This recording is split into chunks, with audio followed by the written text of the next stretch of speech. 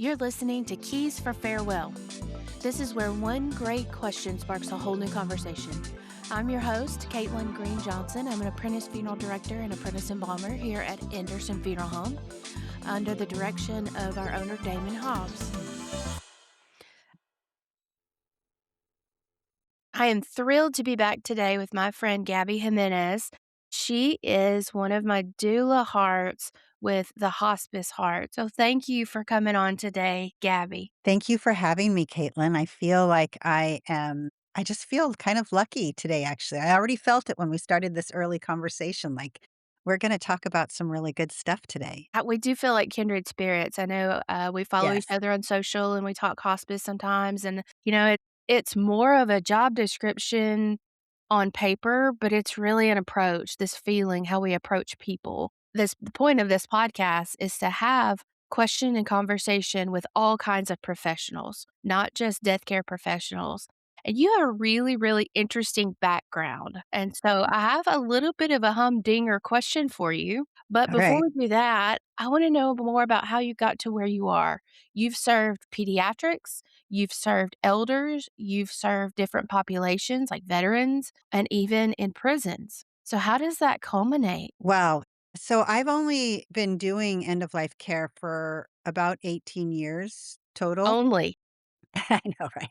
It feels like a short time in comparison to others who are doing this work. But I actually never anticipated this would be my role. I worked in real estate and commercial real estate, managing it and safety, construction safety.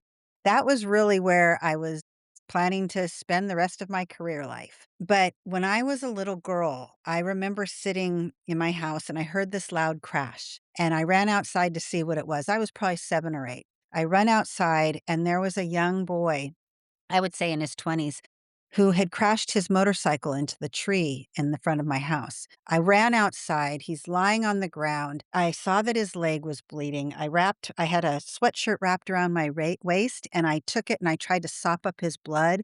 I sat down next to him. He wasn't talking or anything. And I sat there kind of cross legged and put his head in my lap and just told him, "It's okay. It's okay." And I just kept thinking, where are his parents? Why isn't anyone here? And the time that I sat with him was probably 5 minutes at the most. It seemed like a lot longer then, but the police came, the fire department came, neighbors all came. Someone took me away from him and they took care of him. They put him on a gurney. I don't believe he was alive, but I do remember very clearly just rubbing his head kind of and just going, "It's okay. It's okay, kind I'm here, and you're not alone," because that was important to me. But that was a long time ago, and it was certainly way before what I'm doing now, and it never, or maybe it did, lead me to here. It just wasn't a part of my plan, or so I thought. And then in my early 40s, I was taking care of a friend of mine who was dying, and I was helping his wife so she could work, and I realized this is what I wanna do. That meant everything to me. So I, later in life, changed my whole career, and I am exactly where I'm supposed to be. And yes, you're right. I do work with a geriatric population. I work in pediatrics, all surrounded around the end of life. So it's not about the age, it is about the human being and what they need and where they're at and how I can show up for them in the most beautiful way that they deserve. So it is sort of full circle and it's meaningful, and I can't imagine doing anything else. That is awesome. Isn't it funny to look back and you think, oh, best laid plans, but there's this ribbon that ties through all these themes in life. Yes. I can think back in my childhood about visiting the sick or being at the funeral home, and I've given credit to my upbringing that I have no pause. I can go to a hospital and visit, I never get the spookies or the ickies. I feel very at home in a nursing home. Obviously, I feel very at home in a funeral home. And our experiences really tailor how we psychologically experience these things. And so now you are the person that is present for the experiences. Yes. And wow, what a young age to experience a sudden, traumatic, ugly death. And I think If someone said, "What did you take most from that experience?" that I could kind of connect to what I do now, and I can't remember what I really thought back then, except for that he shouldn't be alone. Now, I know some people, that's their choice, and I respect that, but for the most part, people don't wanna be alone, and in just your everyday life and your home and your facility, wherever you might be, but also you had mentioned working in the prison, and there too, they're despite what they might have done in their past, despite of who they might have been or anything relative to that, at the end of the day, they're a human being that's dying, and there are people within those walls of the prison that do not want them to die alone, and they don't want to die alone. So I think what it comes down to is however you got there to that point where end of life is near, I think the gift that we can give any human being at any age, at any stage, however that is, to let them know they're not doing this alone and that we will show up at their bedside with kindness, compassion, and care. No judgment, just to be there. That's beautiful. I don't know, that reminds me of one of my favorite books. I know you've read it, Five Invitations That Death Gives Yes. Us About Life, Frank Otis. Hostessy. Yes, it gives yeah, got it. In that book, he's talking to the mother of a child, and he said, "What do you do when your kids are sick?" And she's like, "Well, I go to them, I cuddle up to them, I tell them that they're not alone, that this is not gonna last forever. I'm sorry that they're sick. I do small things with great attention." She said, "I may put a cloth on their forehead, I may hold their hand." And then she tells all this nurturing things that she does that make such a difference for kids, and then she says, "But I don't know about this dying thing. I've never done that before." And I that has resonated with me all these years. I read that book early on in grad school, and that was just like a forehead slap moment for me that you don't have to be perfect. There's a lot to say about being present, Well, and it that's starts with that. yeah, anybody can do that. Yeah. Well, that leads me to my question for you today, and I Alright. apologize in advance that it is deep, but it came from I'm looking it up so I can tell you exactly, a post that you made, it might have been today, and it said, let's see, here it is. Compassion does not ask who deserves it. It simply rises from the heart of one human being and reaches towards another. And sometimes, in the most unexpected places, we witness it in its purest form. That was Posted a that post on, yesterday. on your LinkedIn that just stopped me in my tracks. And it got me to thinking that so much of this work is psychological, it is about human experience. Often, at the deathbed, I talk about with my mortuary students that there are rugs: regret, unfinished business, guilt, and shame. We see this in aging and sickness and dying. We have things like regret. We have things like guilt, but we also have things like pride and legacy and our accomplishments, and we look back on our life. So my question for you is in Okay, your I'm ready. care you ready? Buckle up. When you're caring for the dying, how has it changed your perception of guilt, forgiveness, and redemption? Ooh, I have witnessed over 2,000 last breaths, so I have witnessed a lot of death, and I have been present for those last words that people say before they die, and this is gonna make me emotional. I hear regret, I hear disappointment, I hear about ways that they wish they could have done their life differently, and all of that makes sense to me. It has definitely changed the way I try to live my own life. I don't wanna carry regret with me, but I will tell you that in a couple years ago, my brother was dying, and we hadn't talked in many years, and there was a lot of anger in our relationship, and to be completely transparent, he and my sister accused me of something I didn't do. They didn't realize for about 3 years after that, that I didn't do what they said I did. And my sister, in the best way that she could, she tried to make amends, but my brother really didn't. And so our distance just kept growing. And as I sat at his bedside every day for 18 days, knowing what I know, having all the experience in the world, but feeling incredibly lost, and all I kept saying to him was that I was sorry. I wasn't necessarily sorry for something I did or said, but I was sorry for the wasted time.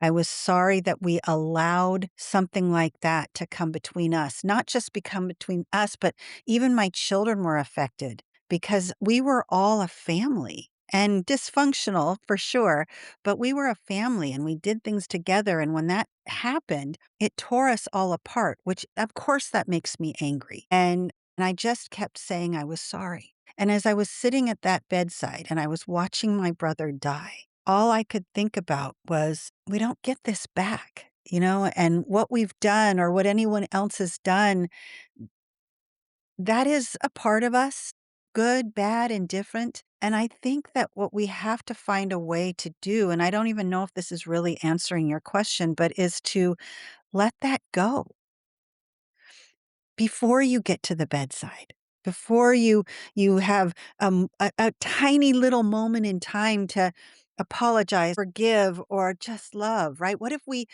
learned to let it go earlier?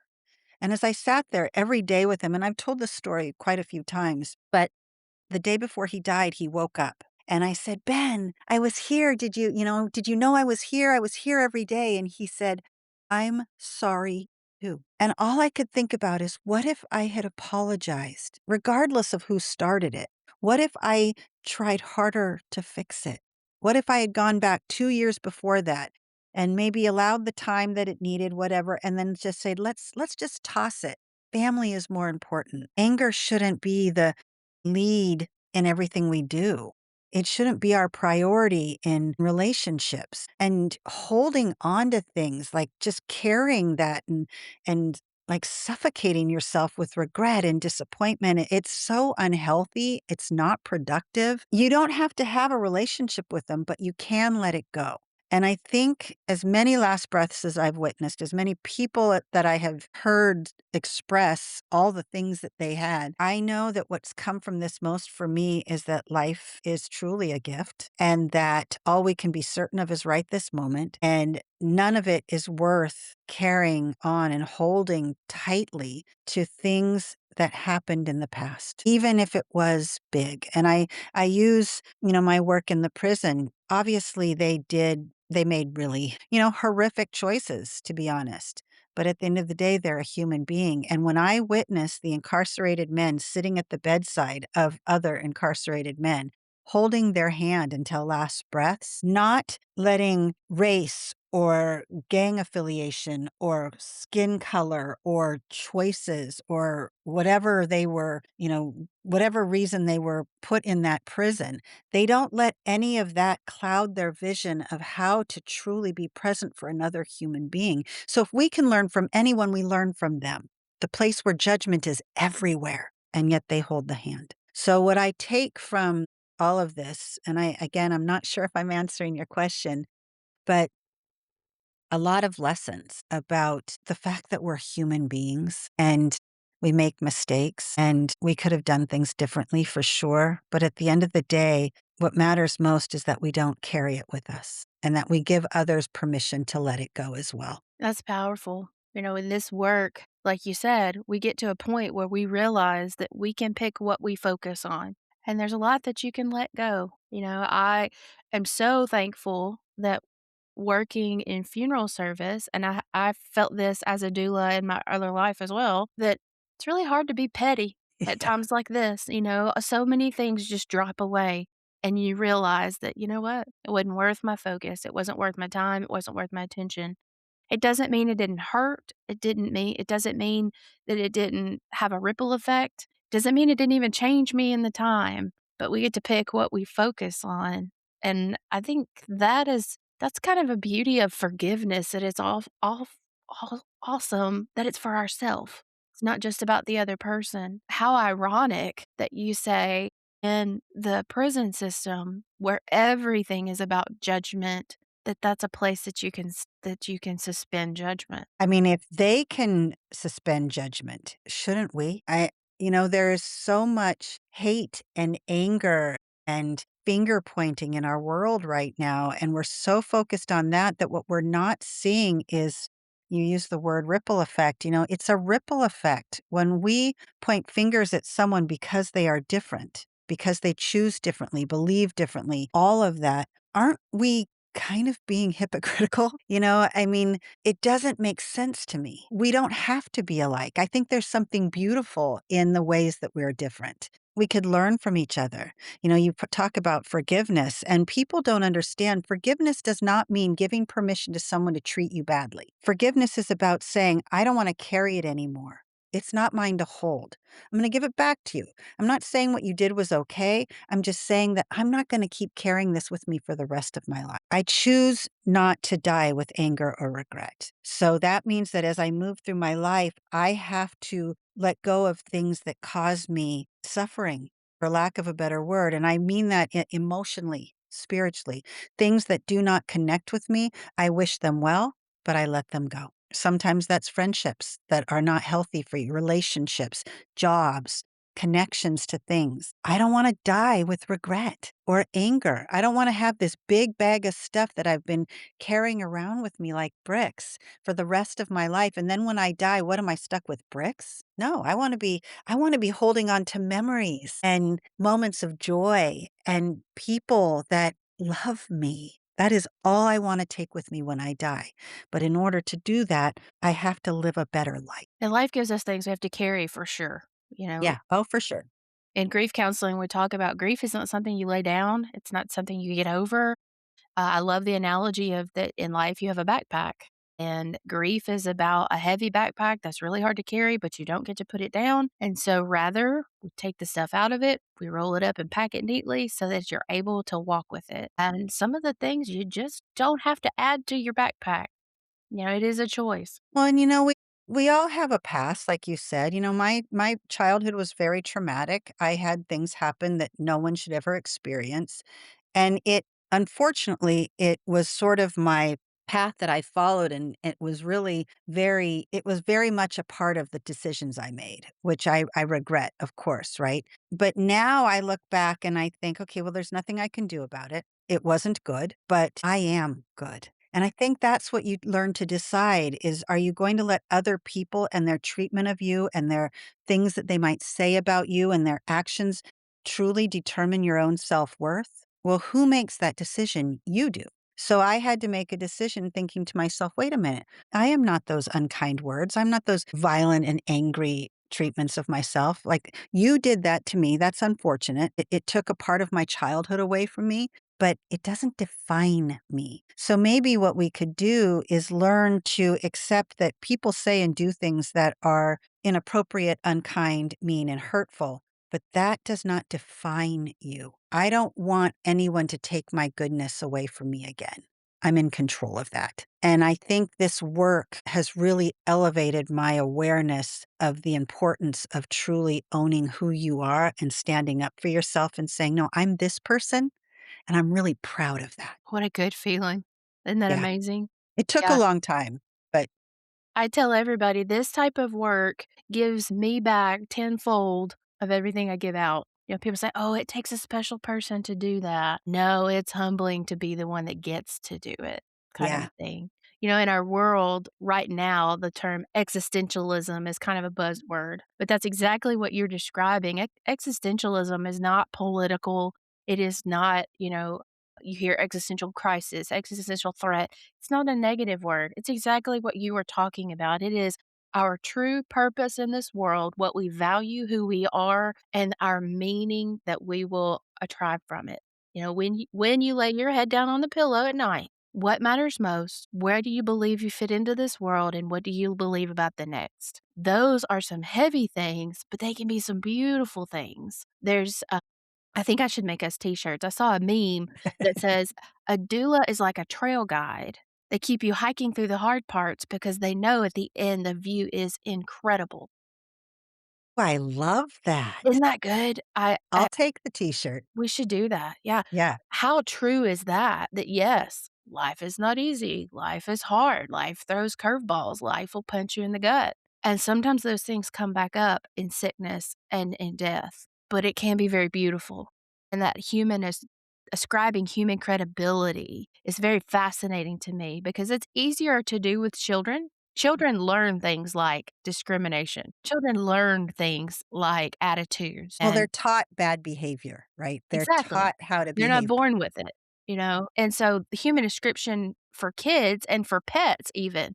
Do you know that we will go up and automatically fall in love with a dog, but we are iffy about the human? Well, I always say we treat our animals more humanely than our humans in so much. I mean, look at the choices we allow humans to make or don't make, right? But animals, oh, we will give them the best care. That's right. Well, we also give them the best intention. Yeah. We give them, The we have benefit of the doubt. benefit of the doubt, very little bias. And I'm a doggo kind of person, so I'm guilty. But when you turn around and you think, you know what, you're talking about kids, you're talking about the sick, you're talking about the dying, and even the misfortunate, or maybe those in prison, or maybe a certain religion or a certain race or whatever it is, it's all human.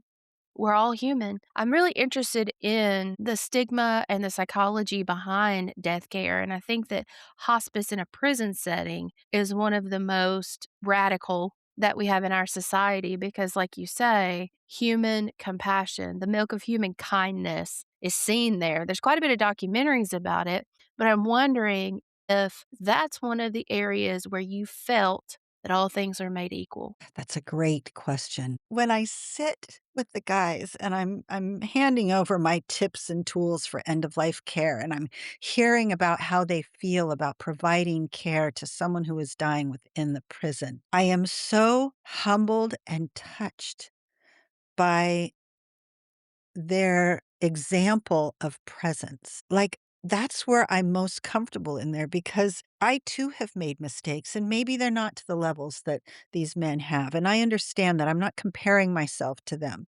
But there are things that I see when I look in the mirror that I wish that I hadn't seen or done, said or done, excuse me. And I know that they must do the same. But at the end of the day, they provide such beautiful care. So when I walk out of the prison after being there for a few hours, I am reminded to do better. I want to do better because of what I witnessed from people who try so hard just to get through each day, but I also witnessed the daughter who's looking after her mother who never showed love. Or, the relationship, the husband that's taking care of his wife who maybe cheated on him, or maybe a wife comes back into the picture when her ex-husband is dying because he's the father of her children, and, I mean, I see it just the human nature, the things that we do, the behaviors that we exhibit, the choices we make, it's all a part of being human, but when I'm in the prison, I feel like all the things that I point at myself for are not there because I'm in an environment where I'm not being judged for anything. I'm just being heard and seen. And knowing that that feels like, that's exactly how I want to treat the people in my care. Not about who they love, who they kiss, who they pray for, who they pray to, who they vote for, what their choices are. I just want them to know that they are seen and heard as the human being that they are despite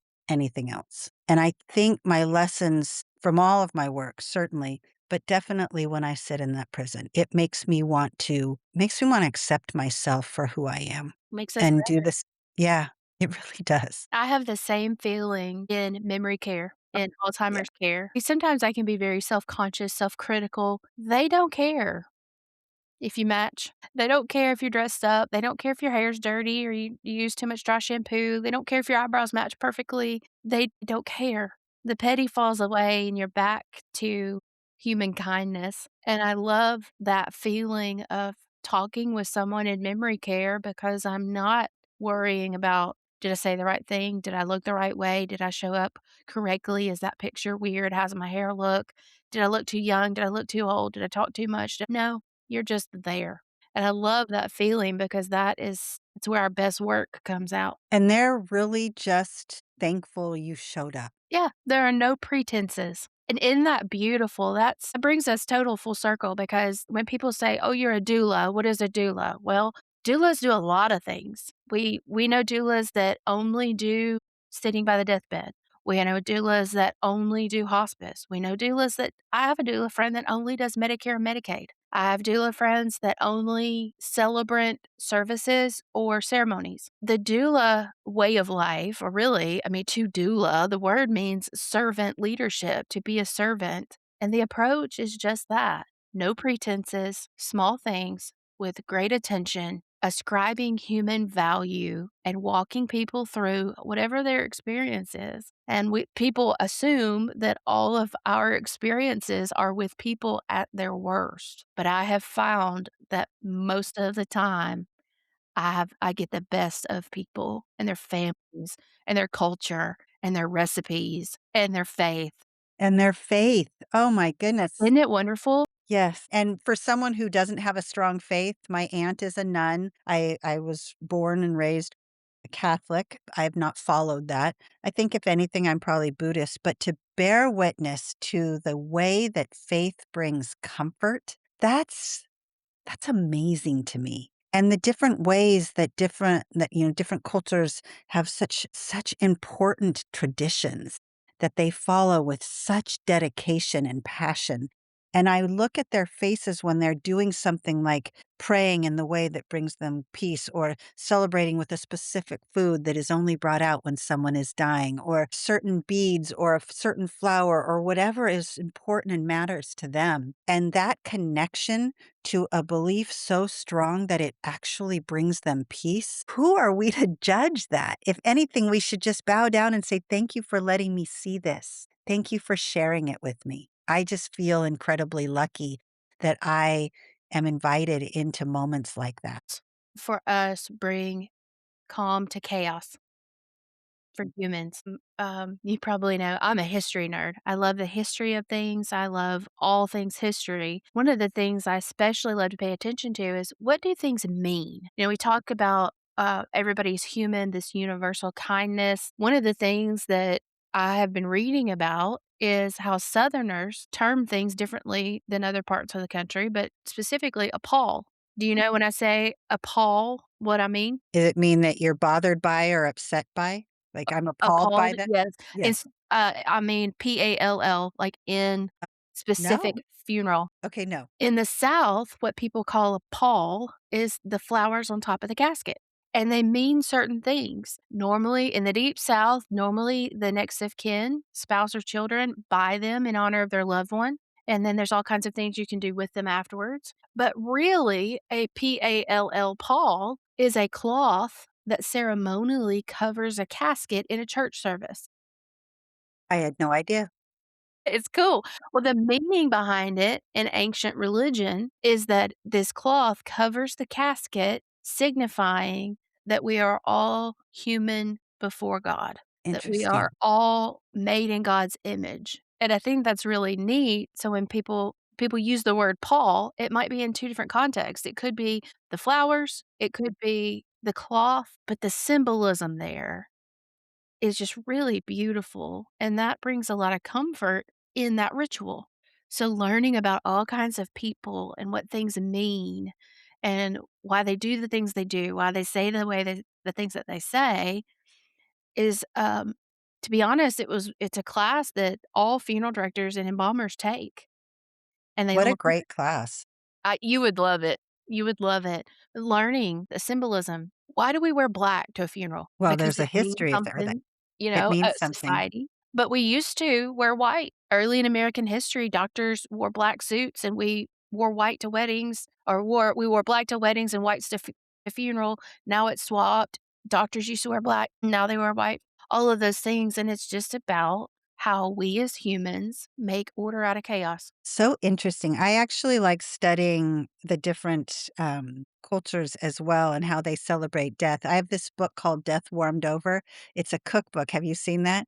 Oh, it's such a great cookbook because it's like all the different places all over the world and how they feed people when someone dies. What meal do they make? What is that preparation? Well, that has meaning. And I think that all of these traditions that are cultural or faith specific, it has meaning. And so I think that's really what it comes down to, is that we are all human beings. At the end of the day, when we're about to take our last breath, that's a human being. How they're cared for is meaningful. How we show up is meaningful.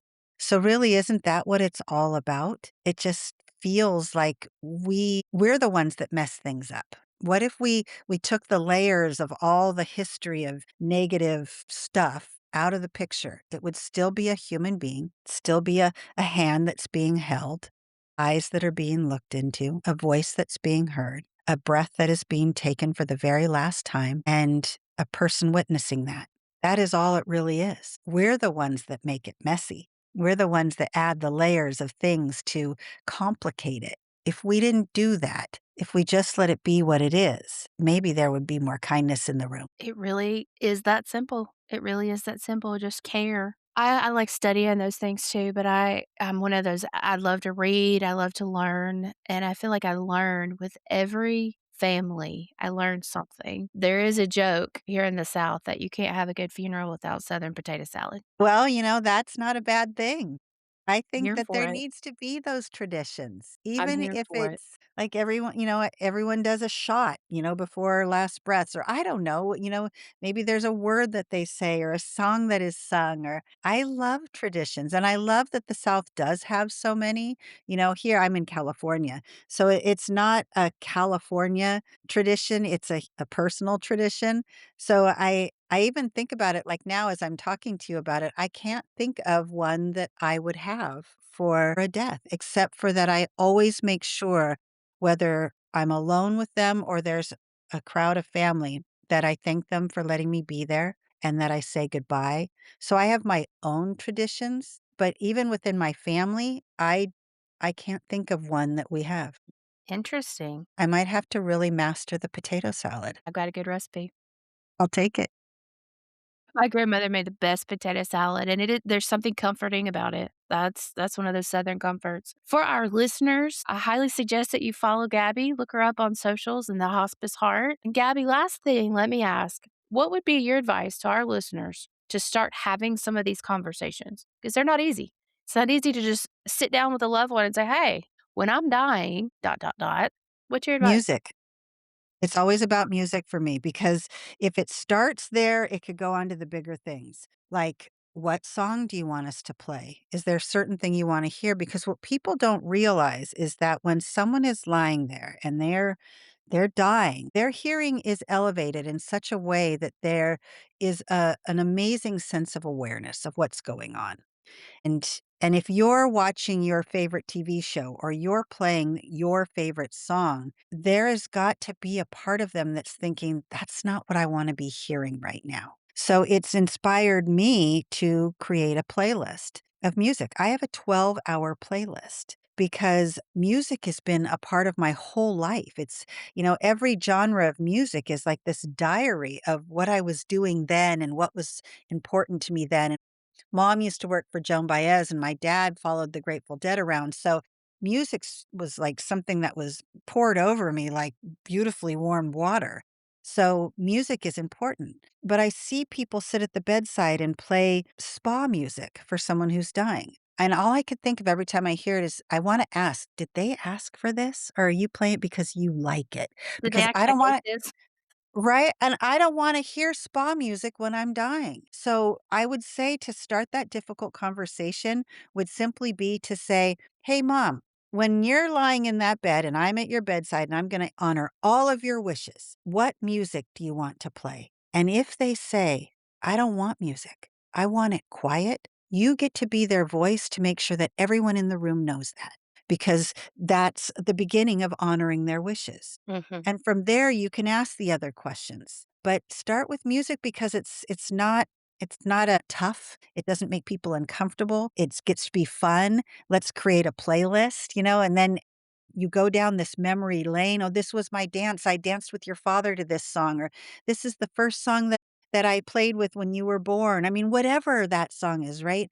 Put that in there. Those are your memories. So I think I would start with that, make it light, and then ask the important questions. Who do you want there? Who do you not want there? Where do you wanna be? How do you want us to handle your symptoms? Like, if you're in deep pain, what do you give us permission to do? Get all those things in writing and talk about it so that when that time comes, people aren't running around thinking, "I don't know what to do." Mhm. And instead we can say, "They wanted this. Yeah, it Let's do bolsters that this." self-confidence. Yes. When we talked about this with grandmother, my mother said, fill in the blank. So now I know exactly what she would do. I love Oh, Gabby, this has just been such a treat for me. You're so delightful. I love the work you're doing. I am cheering you on from here in Tennessee, and we should definitely do this again. I would love it. I think you're just adorable. I wanna have more conversations with you. Absolutely. Thanks so much for being here today. Be sure to tune in next time to Keys to Farewell. Anderson Funeral Home is Gallatin's family owned and operated funeral service. We're located here in Gallatin, just off the square, and we're humbled by the opportunity to serve your family.